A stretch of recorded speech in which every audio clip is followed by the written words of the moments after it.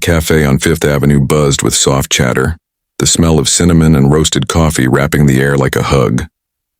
The window fogged slightly from the rain outside, a rain that seemed to fall just a little harder than usual. At the corner table near the glass sat Elena Ward, her hands trembling slightly as she stirred a cup of coffee she hadn't touched.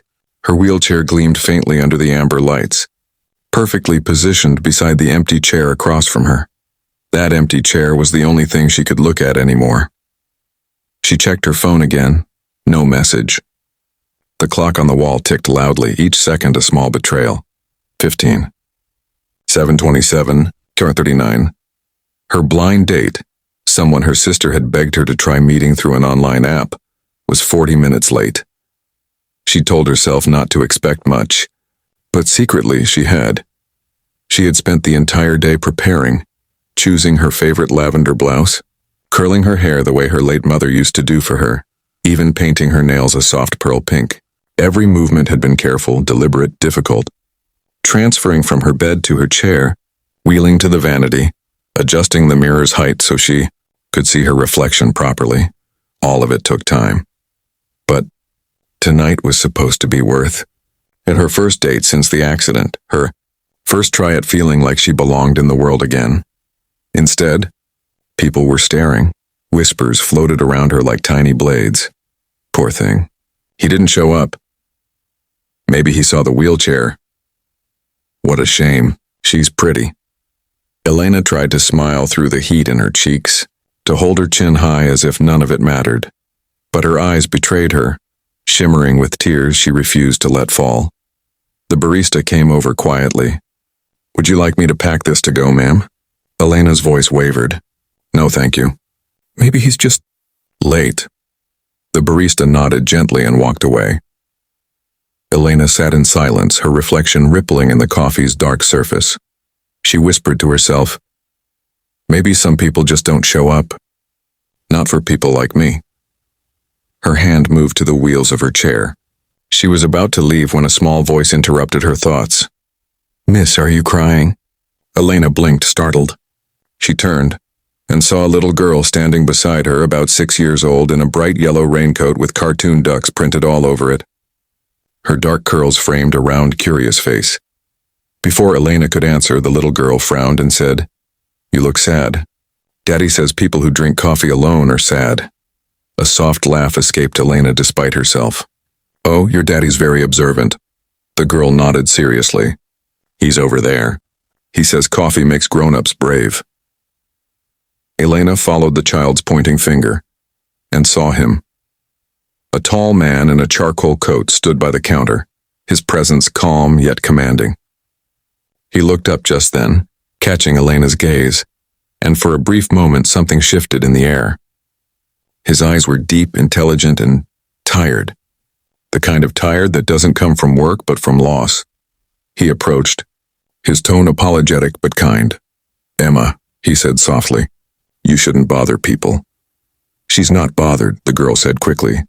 "She's lonely." Elena blushed. "She's also very honest." The man smiled faintly, a quiet, sincere smile that reached his eyes. "That she gets from her mother." There was silence, the kind that isn't awkward, but soft, human. He looked at the empty chair across from her, then back at her untouched cup. "Would you mind," he said after a moment, "if we joined you? It seems you could use some company, and my daughter's not very good at taking no for an answer." Elena hesitated, then nodded. "I'd like that." The man pulled out the chair for his daughter, then sat opposite Elena, the empty space finally filled. And for the first time that night, Elena didn't feel invisible anymore. An hour later, the cafe had emptied. Rain streaked the windows in thin silver ribbons. The smell of espresso and vanilla hung in the air. But at that little corner table, 3 people were laughing. Emma sat between them, dunking cookie crumbs into her cup of milk. Elena had forgotten what it felt like to laugh so easily. The man, Liam Cross as he introduced himself, was different. He didn't glance at her wheelchair the way others did. He looked at her eyes when he spoke. He listened, really listened. "So, Miss Elena," Emma said, her voice full of cookie crumbs, "you don't have anyone to drink coffee with?" Elena smiled gently. Not usually. Now you have me, Emma declared proudly. And Daddy too, Liam chuckled. It seems I've been volunteered. Elena laughed in the sound light and unguarded. I don't mind. It's nice having unexpected guests. For a while they just talked about silly things. Emma's favorite color. Elena's job as a book editor. Liam's boring meetings. But underneath the laughter, something unspoken shimmered. Recognition. Two lonely souls who hadn't realized how much they'd missed being seen. When Emma went to the counter for another cookie, Liam's voice softened. You were waiting for someone tonight, weren't you? Elena froze. How did you? The way you kept glancing at the door, he said gently. I know that look. Elena lowered her eyes. He didn't show up. Liam's expression grew thoughtful. Then maybe fate was doing you a favor. She looked up. A favor? He leaned slightly closer, his voice barely above the sound of rain. Some people don't deserve the courage it takes for someone to show up. You did. That already makes you stronger than most. Her breath caught. No one had ever said it like that before.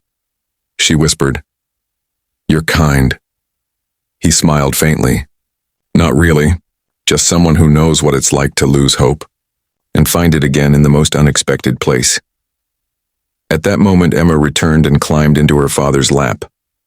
Daddy, can we see Miss Elena again? Elena's heart fluttered. Liam looked at her for a long moment before replying, I hope so. When they finally stepped outside, the rain had stopped. The city smelled new, washed clean. As they said goodbye, Liam hesitated, then said quietly, I don't know who stood you up tonight, but I'm grateful he did. Elena tilted her head, smiling softly. Why's that? He met her gaze, a quiet intensity in his eyes. Because otherwise my daughter wouldn't have met you, and neither would I. He turned to leave, Emma waving enthusiastically. Elena sat in her chair under the soft glow of the street light, her heart trembling in a way she hadn't felt in years. And as she whispered a silent thank you to the night, she realized, sometimes being left behind leads you exactly where you're meant to be found.